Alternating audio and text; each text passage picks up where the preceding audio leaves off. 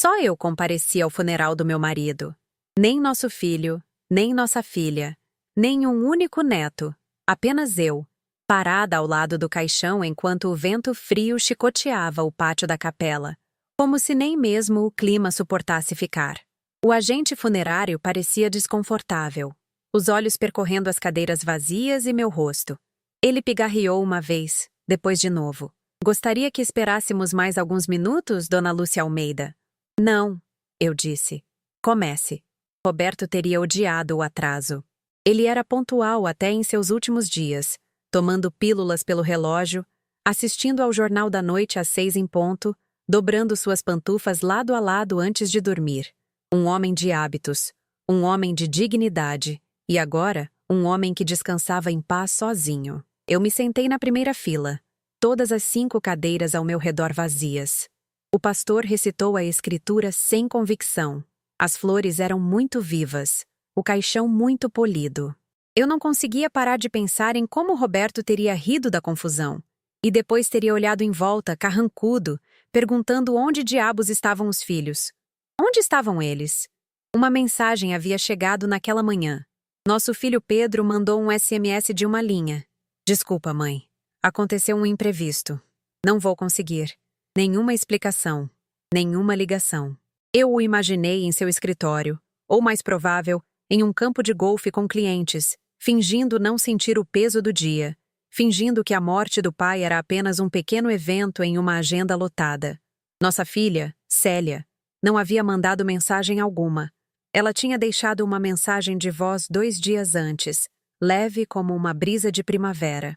Mãe, não posso de jeito nenhum cancelar minha manicure. E você sabe como eu fico ansiosa com remarcações. Diga ao pai que o visito semana que vem. Semana que vem? Como se homem morto esperasse. Após o serviço, caminhei sozinha atrás dos carregadores do caixão. Eu não chorei. Não porque não estivesse de luto, eu estava de luto há meses, mas porque há um tipo de tristeza tão profunda que permanece imóvel dentro de você, como uma âncora. E naquele dia, eu já estava enterrada sob ela. O cemitério estava quase deserto. Um velho jardineiro observava à distância, com a mão apoiada em uma pá. O caixão foi baixado, as orações sussurradas. Pó se uniu à madeira. Madeira se uniu ao silêncio. Fiquei um tempo depois que os outros partiram. Meus saltos afundaram levemente na terra, e senti o vento pegar meu casaco. A lápide seria colocada depois. Por agora, uma placa simples com o nome de Roberto. Roberto Almeida, amado esposo, pai, esquecido. A palavra grudou na minha mente como uma pedra no sapato. Esquecido. De volta para casa, o silêncio rugia. Sua poltrona de descanso permanecia intocada, suas pantufas lado a lado, o controle remoto da TV onde ele o deixara pela última vez. Olhei para ele por um longo tempo. Então, fui até a cozinha, abri uma garrafa de vinho, um bom, da adega que eu sempre guardava para visitas, e servi uma taça. Peguei meu celular e abri o Instagram.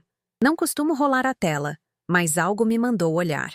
O perfil de Célia era público, claro. Ela havia postado 2 horas antes uma foto dela e 3 amigas, com bebidas nas mãos, brindando. Legenda: brunch com as amigas. Mimosas à vontade, vivendo o nosso melhor. Pedro também havia postado uma foto do 9º buraco, seu novo taco brilhando ao sol. Que tacada! Clima perfeito. Negócios fechados. Olhei para a tela até que ela embaçasse. Então, desliguei o celular. Tomei mais um gole de vinho e encarei a foto na parede. Roberto e eu em nosso 40º aniversário, parados ao lado das roseiras que ele plantou com as próprias mãos. Elas costumavam florescer em vermelho. Agora estavam nuas. Amanhã, eu pensei, ligo para o advogado. Farei mudanças discretamente, com a mesma dignidade com que Roberto viveu. Porque se fui a única a aparecer para seu último adeus, eu seria a única a executar sua vontade final, e a deles. Naquela noite, sentei-me sozinha em nossa cozinha. O mesmo cômodo onde Roberto costumava descascar maçãs com a precisão de um cirurgião, cortando-as em meias luas perfeitinhas e as alinhando em um prato. Ele sempre me oferecia o melhor pedaço. O que pegou mais sol, ele o chamava. Agora, a fruteira estava intocada. Um par de peras maduras demais cedendo sob a própria casca. O silêncio não era desconhecido. Roberto havia partido há quase 2 semanas antes do funeral, e aqueles dias já haviam começado a me ensinar o formato da solidão. Mas naquela noite, ele pressionava mais forte, mais alto, mais cruel. Eu não conseguia parar de pensar nas cadeiras vazias, na mensagem de Célia, ou melhor, na ausência dela. Eu havia criado uma filha que podia assistir o pai ser baixado à terra do conforto de uma mesa de brunch. Eu falhei com ela? Ou ela falhou com algo dentro de si mesma que não podia mais ser recuperado? O texto de Pedro ainda estava lá, sem pontuação, sem calor, apenas uma rejeição plana em preto e branco. Aconteceu um imprevisto. Era vergonha, indiferença ou o tipo de crueldade casual que você só reconhece quando é tarde demais? Servi outra taça de vinho. Não por tristeza, mas por clareza. Caminhei pelo corredor até nosso quarto. Abri a gaveta superior da escrivaninha de Roberto. As coisas dele ainda estavam organizadas do mesmo jeito. Envelopes, chaves reservas, um álbum de selos antigo. Alcancei atrás dos arquivos e puxei a pasta que mantinha escondida atrás de todo o resto. Fina, organizada, selada com um elástico. Estava rotulada Inventário. Dentro, havia cópias de nosso testamento, uma lista de beneficiários, nossas instruções para o que deveria acontecer com a casa, o carro, as contas, até mesmo o relógio antigo que o avô de Roberto havia trazido de Dublin. Tudo havia sido preparado, revisado por nosso advogado 2 anos antes com amor e previdência. Sentei-me na beirada da cama e abri o arquivo. Pedro estava listado como co-beneficiário da conta de investimento principal, a que guardava quase 2 milhões de reais acumulados ao longo de uma vida de trabalho e escolhas frugais. Ele e Célia estavam ambos incluídos na cláusula de transferência da casa. Até mesmo o sítio da família, o que eles nunca mais visitavam, mas sempre perguntavam quando os impostos venciam, estava reservado para eles. Segurei as páginas na mão, meus dedos tremendo. Não por idade, mas por algo mais profundo. A traição tem pulso, e o meu latejava nos ouvidos. Levantei e caminhei até o armário, puxando uma caixa de lona para armazenamento. Dentro estavam todas as fotos antigas. Reuniões de família, aniversários, feriados. Roberto segurando os filhos quando eram pequenos. Eu na varanda rindo. Célia puxando minha manga. Pedro dormindo no colo de Roberto. Um livro caído aberto em seu peito. Nós éramos uma família. E talvez eu tivesse sido ingênua demais para ver o quão longe essa família havia se distanciado. Talvez o amor não se desfaça em uma tempestade. Talvez ele se desvaneça como papel de parede no sol, quietamente, até que um dia você não reconhece mais o padrão. Peguei uma foto de Roberto e Pedro pescando. Pedro devia ter uns 12 anos. Roberto estava com o braço em volta dele, apontando para algo na água, seu sorriso pleno e suave. Aquele homem merecia mais do que uma capela vazia. Coloquei a foto de lado. Então peguei o telefone. Era quase meia-noite, mas eu não me importei. Liguei para o Dr. Ricardo Santos, nosso advogado. Foi para a caixa postal, como esperado. Deixei uma mensagem de qualquer forma. Ricardo, é Lúcia Almeida. Preciso revisar meu testamento urgentemente. Me ligue pela manhã. Encerrei a ligação e fiquei parada por um longo momento na janela. O luar tocava o topo das roseiras lá fora. Elas haviam murchado desde que Roberto faleceu. Não por negligência, mas como que por simpatia. Eu sabia que deveria podá-las. Dar-lhes espaço para florescer novamente. Mas não naquela noite. Naquela noite, eu deixei as pétalas velhas caírem. Amanhã, eu começaria a cortar o que não pertencia mais. O escritório do advogado cheirava a livros antigos e cera de móveis. O tipo de lugar onde o tempo parecia denso e o silêncio tinha um peso particular. Dr. Ricardo Santos conhecia Roberto e eu há mais de 30 anos.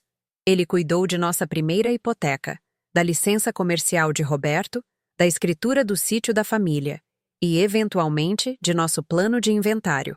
Confiável, preciso e, como eu, um pouco cansado de pessoas que sorriam quando queriam algo. Ele olhou para mim por cima da mesa quando entrei, levantando-se da cadeira com uma expressão de leve surpresa. Lúcia, ele disse abotoando o paletó. Você está aqui cedo. Não podia esperar, eu respondi, sentando-me na poltrona de couro oposta a ele. Meu casaco ainda cheirava levemente a jardim. Eu havia podado as rosas mortas naquela manhã, cedo, antes do café da manhã. A poda sempre me acalmava. Havia algo honesto em cortar o que não servia mais. Recebi sua mensagem, Ricardo disse, sentando-se. Você disse que quer revisar seu testamento? Sim, eu disse. Pedro e Célia devem ser removidos completamente. Ele fez uma pausa. Não por choque, mas por cuidado. Você tem certeza? Olhei-o nos olhos. Eu enterrei meu marido sozinha. Nossos filhos não vieram. Nem uma ligação, nem uma flor. Estavam ocupados. Coloquei minhas mãos calmamente na mesa. Eles não merecem um centavo. Ricardo assentiu lentamente. Então vamos elaborar uma emenda completa. Você quer removê-los de todas as disposições? Sim. As contas, a casa, o sítio, tudo. Compreendido. Ele abriu um bloco de notas legal e começou a escrever em linhas organizadas. Você quer redirecionar os bens para outra pessoa? Pensei em Gabriel, meu neto, o filho de Célia, o único que sempre visitava sem precisar de algo, que cortou a grama em um dia quente de verão, não porque pedi, mas porque disse que eu não deveria estar me torrando no sol lá fora, que me trazia livros da biblioteca e pedia minha opinião sobre eles, que uma vez disse, Vó Lúcia, gosto mais de conversar com a senhora do que com as crianças da minha idade. Eu respirei fundo. Sim, eu disse. Gostaria de criar um truste para Gabriel. Quero que ele tenha a casa, o sítio e o restante do patrimônio. Quero que seja estruturado cuidadosamente, protegido do alcance dos pais dele. Isso pode ser arranjado, Ricardo disse com o tipo de profissionalismo seco que eu apreciava. Criaremos um truste irrevogável em nome de Gabriel. Ele não terá acesso total até os 30 anos, a menos que seja para despesas educacionais ou médicas. Parece aceitável? Parece perfeito. Passamos a hora seguinte revisando detalhes, papel após papel, cláusula após cláusula. Eu não hesitei. Quando você enterra seu marido com as próprias mãos e fica ao lado de uma sepultura aberta sem um filho à vista, uma pilha de documentos legais não te assusta. Nada trivial pode te atingir depois disso. Ao chegarmos ao fim, Ricardo olhou para mim novamente. Lúcia, eu preciso dizer que isso não é algo que muitas pessoas da sua idade fazem com tanta clareza. A maioria quer perdoar, manter a paz. Eu mantive a paz por 80 anos, eu disse calmamente. E isso me enterrou muito antes de enterrar Roberto. Ele não fez mais perguntas. Quando saí do escritório, o sol estava começando a se estender pela calçada. Fiquei um momento do lado de fora, deixando o ar de outono bater no meu rosto. Eu não estava triste. Eu não estava mais com raiva. Eu estava simplesmente acabada. Acabada de esperar que meus filhos fossem pessoas que nunca pretenderam se tornar. Acabada de confundir dever com amor. Acabada de escrever cheques com o meu coração e esperar algo em troca além do silêncio. Meus passos ecoaram enquanto eu voltava para o carro. O assento de couro parecia mais quente do que o normal. Sentei ali por um momento, as mãos no volante, observando as pessoas apressadas na rua. Uma mulher passou com a filha, de mãos dadas, compartilhando uma risada. Eu não as invejei. Apenas observei a cena, como uma música antiga que eu costumava gostar, mas não tocava mais. Naquela noite, dormi sem a TV ligada, sem um livro, sem o suéter velho de Roberto dobrado ao meu lado, como esteve desde o hospital. O silêncio ainda estava lá, mas não doía. Não mais. O armário de arquivos no corredor tinha 3 gavetas, todas rotuladas na caligrafia firme de Roberto. Casa, impostos, família. A última era minha. Eu a abri lentamente, o metal rangendo um pouco, como se relutante em entregar seus fantasmas. Dentro, pastas e mais pastas, recibos, cópias de cheques, cartas de bancos, cartões de Natal antigos aninhados entre contratos de empréstimos. Eu tinha guardado tudo, não por obsessão, mas porque eu acreditava em clareza. Papel não mente. E aquela gaveta tinha verdade suficiente para acender um incêndio florestal. Sentei-me à mesa da cozinha, coloquei a pasta rotulada Pedro, Educação e Negócios de lado e abri Célia, Casa e Estilo de Vida. A caligrafia era minha. Mais organizada anos atrás, ainda legível agora. Comecei a ler. Um cheque de R30IL, DATADODI 2003. CASAMINTODACELIA. EUMACERIMONIAPEQINAMAI. SOQUEREMOSUMLUGARLEGAL. AQUELEUGARTINHALUSTRES. FRUTOSDOMAR. EUMQUARTETODECORDAS. UMATRANSFIRE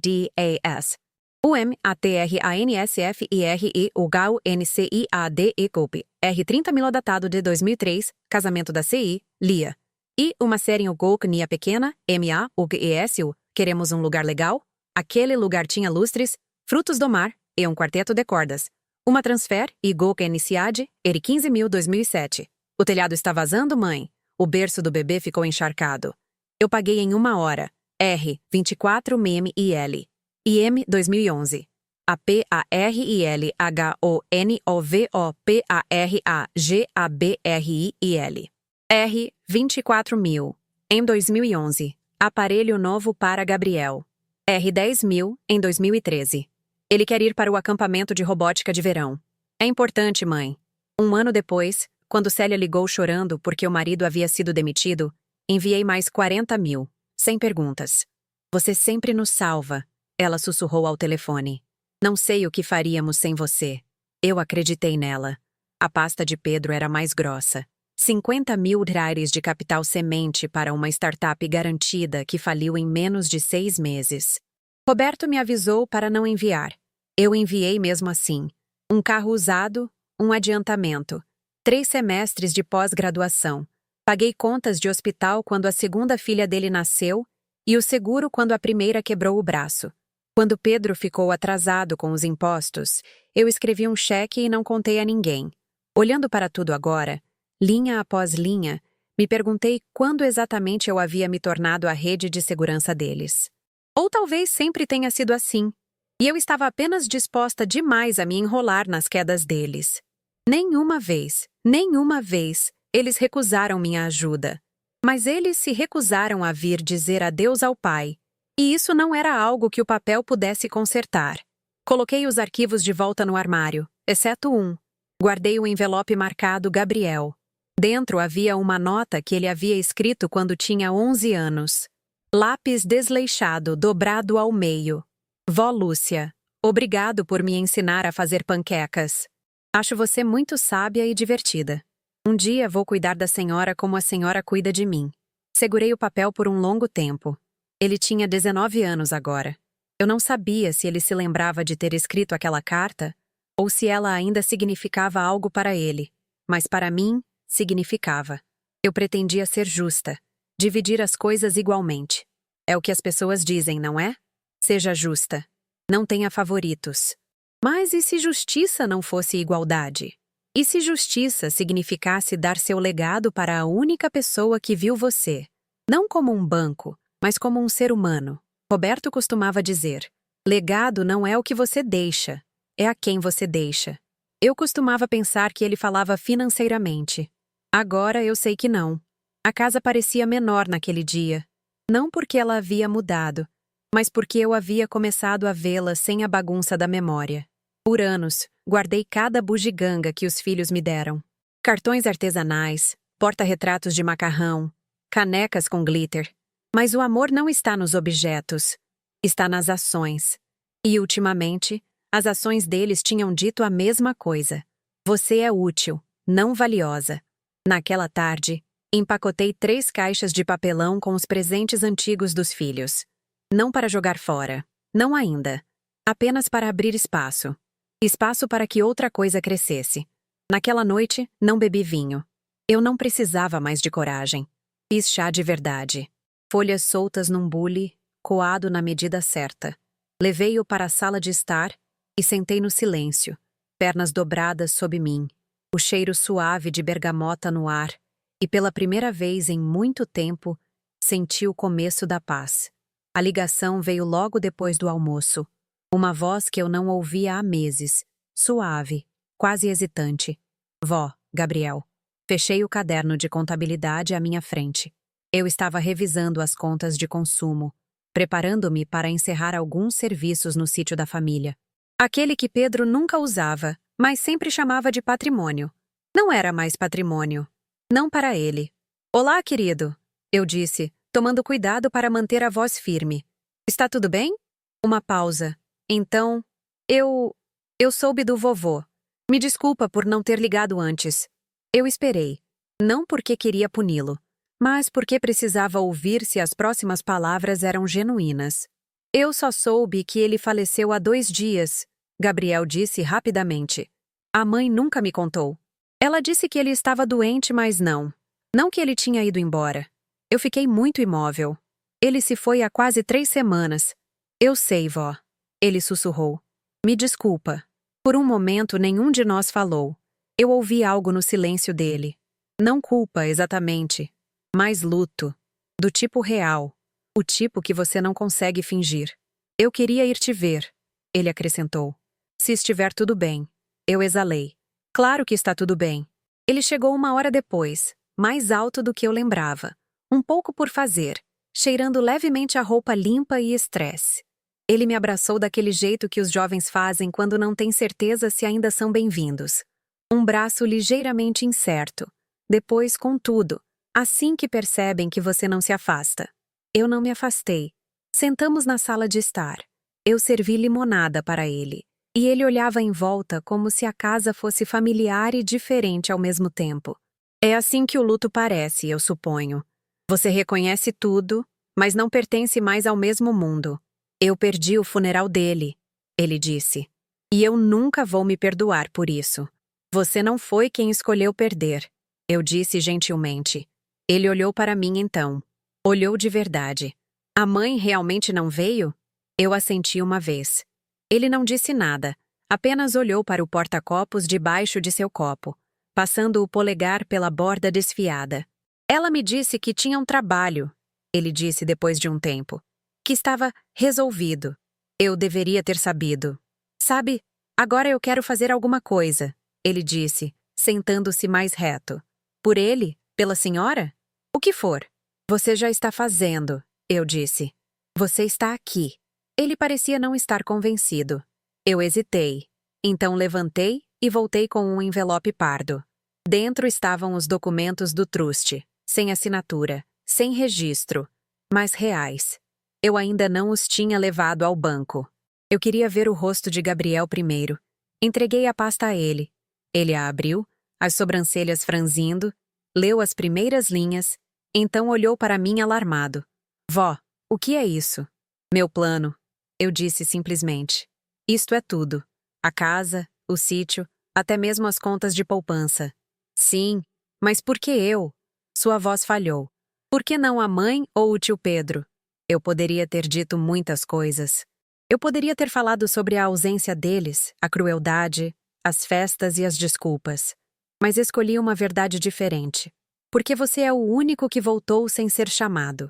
Ele encarou os papéis, depois os colocou de volta gentilmente, como se tivesse medo de quebrar algo. Eu não sei o que dizer, ele murmurou. Você não precisa dizer nada. Apenas lembre-se de quem você é e lembre-se de como é o amor quando é real. Os olhos dele estavam molhados agora. Ele os limpou com a manga, como costumava fazer quando era menino e não queria que ninguém visse que estava chorando. Ficamos sentados ali por um longo tempo sem falar, apenas existindo. Do jeito que Roberto e eu costumávamos sentar à noite, 2 pessoas que não precisavam encher o ar com som para se sentirem próximas. Ao sair, Gabriel se virou para mim na porta. Se eu vier no próximo fim de semana, podemos fazer panquecas de novo? Eu sorri, plena e suave, pela primeira vez em dias. Usaremos até a calda especial.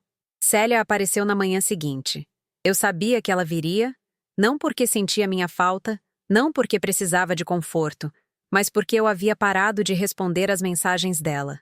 Ela chegou sem avisar, os pneus de seu SUV preto triturando o cascalho rápido demais, como se estivesse atrasada para algo mais importante. Ela não bateu.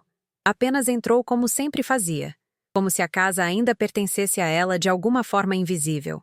Mãe, ela disse, largando sua bolsa grande na mesa do hall. Eu estava tentando te ligar. Eu não me levantei. Eu estava dobrando a roupa lentamente, deliberadamente, juntando meias como se fosse a tarefa mais importante do mundo.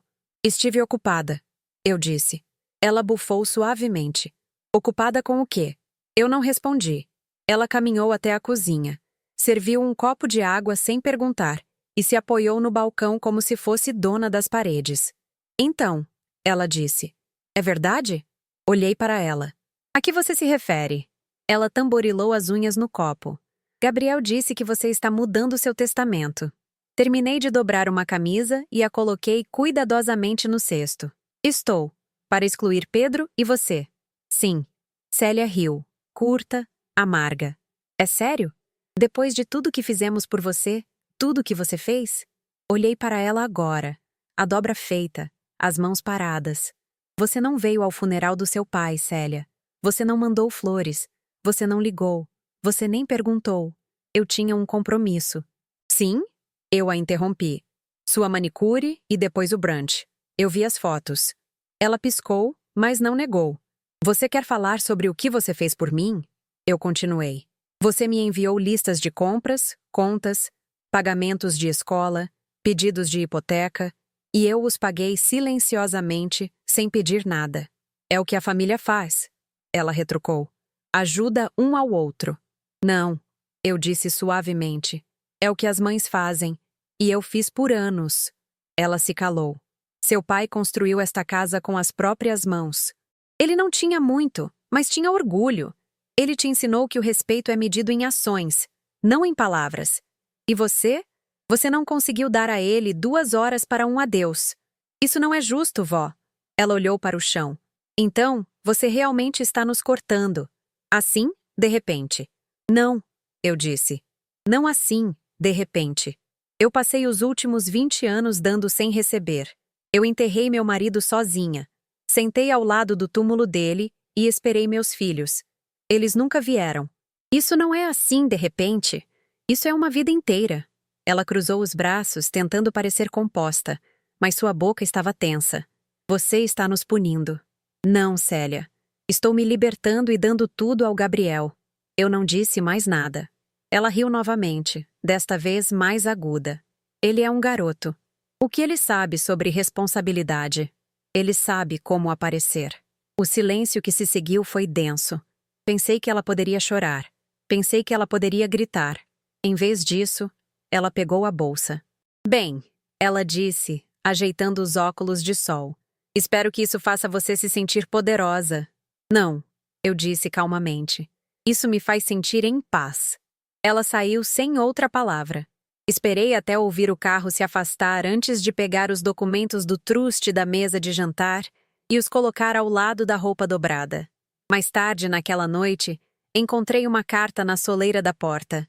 Sem selo, sem envelope, apenas papel amassado e borrado. Você não entende o que é equilibrar tudo. Tentamos o nosso melhor. Talvez tenhamos falhado, mas nos cortar assim não é a resposta. Li 2 vezes. Depois dobrei ao meio e a coloquei na gaveta marcada Diversos, porque era só isso agora. Apenas mais um pedaço de papel. Tarde demais. Pedro veio no dia seguinte. Ele não invadiu como Célia. Ele bateu 2 vezes, esperou, depois bateu de novo. Abri a porta lentamente, já sabendo que ele não viria sozinho. E ele não veio. Atrás dele estava Mariana, sua esposa, exibindo seu sorriso rígido de sempre e um cachecol caro demais para o clima. Ela acenou para mim como se eu fosse uma estranha que ela concordou em encontrar como um favor. Mãe, Pedro disse, a voz calma, ensaiada. Podemos entrar? Eu me afastei. Ele olhou em volta da casa como alguém andando por um museu de uma vida que ele não reconhecia mais. Eu os guiei até a sala de estar. Eles não tiraram os casacos. Eu soube pela Célia. Ele começou. E pelo Gabriel. Imagino que sim. Ele pigarreou. Acho que houve alguma confusão. Eu não disse nada. Mariana cruzou as pernas delicadamente, os diamantes em seu dedo capturando a luz da tarde. Entendemos que este é um momento difícil, Lúcia. As emoções ficam à flor da pele após uma perda. Olhei para ela. Você também não veio ao funeral dele. Ela piscou. Eu tive um jantar com clientes. Um negócio muito importante. Internacional. Pedro se agitou. Mãe, escute. Eu deveria ter ligado. Eu deveria ter vindo. Mas eu não sabia como. Não. Eu interrompi. Você pensou que talvez, se ignorasse por tempo suficiente, se tornaria o luto de outra pessoa. Ele desviou o olhar. Eu esperei. Eu continuei. Eu sentei sozinha em um cômodo construído pelas mãos do seu pai, enquanto eles o baixavam à terra. E nenhum de vocês apareceu. Pedro abriu a boca, mas Mariana colocou a mão no joelho dele. Um sinal. Deixe-a falar. Entendemos que você está chateada, ela disse. E é seu direito mudar seu testamento. Mas sejamos razoáveis. Gabriel é uma criança. Ele tem 19 anos. Sim, mas ele não tem experiência. Ele não sabe como lidar com um truste ou gerenciar uma propriedade. Ele pode ser manipulado. Eu levantei uma sobrancelha. Por quem? Pensei. Por pessoas como você? Pedro tentou de novo. Mãe, eu sei que te desapontei. Eu sei que não fui o melhor filho, mas você tem que admitir que isso é um pouco extremo. Não, eu disse suavemente. O que é extremo é abandonar seu pai. O que é extremo é viver sua vida como se as pessoas que te criaram fossem descartáveis. Ele engoliu em seco. Então é isso. Você está apenas nos cortando. Vocês se cortaram. Eu estou apenas reconhecendo o fato. Mariana se levantou. Isso pode se complicar, Lúcia. Legalmente. Eu encarei. Não vai. A papelada está limpa. Meu advogado é bom. E eu tive tempo para pensar. Pedro parecia mais velho do que eu lembrava. Mais fino nas têmporas. Os olhos vazios. Pensei que você perdoasse as pessoas. Eu perdoo, eu disse. Mas perdão não significa acesso. Eles não argumentaram depois disso. Ficaram de pé, me agradeceram com educação forçada e foram embora. Só depois que a porta se fechou, senti o tremor nas minhas mãos. Não medo, não dúvida. Liberação. Fiquei sentada perto da janela por um longo tempo, observando a última luz sangrar no céu. As roseiras estavam quase nuas agora. O inverno estava próximo. Roberto teria dito, elas vão florescer de novo. E elas iriam, mas não para todos. O banco cheirava a limpador de limão e poder silencioso. O tipo de lugar onde o dinheiro antigo se movia lentamente e ninguém levantava a voz. Eu não entrava lá há quase um ano, mas eles se lembravam de mim. Dona Lúcia, a recepcionista disse, levantando-se imediatamente. O Dr. Gustavo estará com a senhora em 1 minuto. Eu assenti educadamente e esperei perto das janelas altas com vista para a avenida principal. Lá fora, as pessoas se moviam em suas tarefas, cabeças baixas, ocupadas. Lá dentro, o mundo parecia parado, como se algo importante estivesse sempre prestes a acontecer. O Dr. Gustavo veio 1 minuto depois, elegante como sempre em seu terno sob medida. Ele parecia alguém que nunca tinha derramado café na vida. Lúcia! Ele me cumprimentou calorosamente, apertando minha mão. Fiquei surpreso com sua mensagem. Bom, eu disse. Surpresa é bom. Ele sorriu, incerto, e me conduziu ao seu escritório. Paredes de vidro, uma mesa de nogueira, uma única foto emoldurada de seu cachorro. Roberto teria gostado disso. Um rosto honesto em uma sala cheia de finanças. Entendo que você queira fazer algumas alterações, ele disse, abrindo meu arquivo de conta. Eu já as fiz, eu respondi. Estou aqui para garantir que sejam realizadas sem demora. Ele olhou as anotações, as sobrancelhas se levantando enquanto lia. A senhora revogou todas as transferências vinculadas, removeu Pedro e Célia como beneficiários, estabeleceu um truste irrevogável em nome de Gabriel. Essa é uma mudança significativa. Eu sou uma mulher significativa, eu disse. Ele riu. Sim, a senhora é. Eu me inclinei ligeiramente. Eu quero salvaguardas, Gustavo. À prova de falhas, sem apelações, sem representantes da família torcendo o braço dele daqui a 5 anos, quando perceberem o que perderam. Podemos estruturar o truste para evitar isso. Os desembolsos serão controlados, contingentes ao uso educacional, moradia ou saúde, até ele completar 30 anos. Depois disso, acesso total, mas ainda protegido. Gostaria de um co-administrador? Não, eu disse. Gabriel pode ter um consultor financeiro se quiser, mas as decisões são dele. Eu confio mais nele do que confio em advogados. Isso não foi um insulto a Gustavo, apenas uma verdade. Ele ajustou os óculos. A senhora entende que isso não pode ser desfeito facilmente. Eu não quero que seja desfeito. Revisamos tudo, assinaturas, datas, confirmações finais. Pareceu que eu estava construindo algo. Não uma casa. Não um negócio. Algo mais quieto, mais forte. Uma fronteira que não se dobraria com a culpa nem ficaria suave com o tempo. Antes de eu sair, Gustavo cruzou as mãos sobre a mesa. Lúcia, se me permite perguntar, e a senhora pode absolutamente me dizer que não é da minha conta. A senhora está fazendo isso por raiva? Ponderei a pergunta. Não, eu disse. Estou fazendo por clareza. Ele assentiu lentamente. Isso é raro. Não, eu disse novamente, mais gentilmente desta vez. É apenas tarde. Quando saí para a luz da tarde, senti-me diferente, mais limpa, de alguma forma mais leve. Do outro lado da rua, havia uma cafeteria que Roberto e eu costumávamos frequentar depois das compras. Eu não ia lá há anos. O lugar havia mudado. Funcionários mais jovens, música mais alta. Mas eu entrei de qualquer maneira e pedi um cappuccino.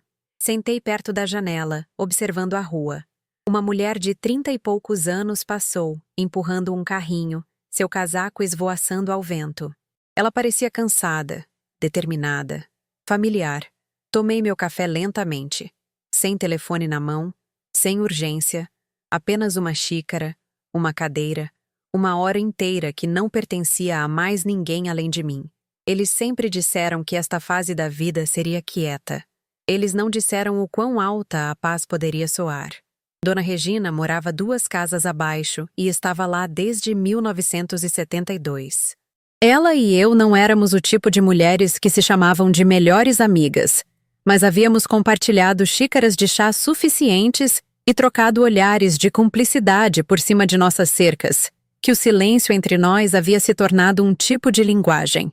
Ela bateu a porta por volta das 5, carregando uma lata de biscoitos amanteigados e sua curiosidade gentil de sempre. Eu vi o carro do Pedro aqui ontem. Ela disse assim que abri a porta. Ele trouxe flores ou só desculpas? Nenhum dos dois. Eu disse, me afastando para deixá-la entrar. Ele trouxe a esposa e um terno. Ah, ela disse. E aquela única palavra estava encharcada de julgamento. Sentamos na sala de estar e eu servi chá, camomila para ela, forte para mim. Ela colocou a lata entre nós na mesa de centro e ainda não a abriu. Ela esperou. Eu contei a eles, eu disse. Tudo. Que eles estão fora do testamento. Que Gabriel é o único que voltou sem ser chamado. Regina soltou um longo suspiro. Já era hora. Olhei para ela. Me desculpe, Lúcia. Ela disse, suavizando. Mas eu observei você ir atrás da aprovação deles por anos.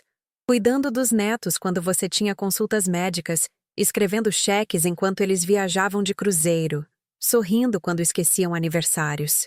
Eu ficava pensando, ela vai explodir um dia. E graças a Deus você finalmente explodiu. Eu não explodi, eu disse. Eu tirei as camadas de tudo que não era amor. Regina sorriu. Melhor colocado. Ficamos em silêncio por um momento, ouvindo o leve zumbido da geladeira e a rajada ocasional lá fora. O outono estava começando a se instalar. O tipo de outono que cheira a folhas velhas e à beira de algo que está terminando. Você se arrepende? Ela perguntou eventualmente. Eu balancei a cabeça. Eu me arrependo de não ter feito isso antes. Ela abriu a lata finalmente. Os biscoitos estavam perfeitos. Bordas crocantes polvilhadas com açúcar, amanteigados e macios por dentro. Cada uma de nós pegou um e mastigou pensativamente. Sabe, ela disse, minha sobrinha tentou me fazer vender esta casa na primavera passada. Disse que era demais para mim, que eu deveria me mudar para um daqueles condomínios para idosos perto da represa. Tudo é feito para a senhora, tia, ela disse. Lavanderia, refeições, até passeios em grupo. E o que você disse?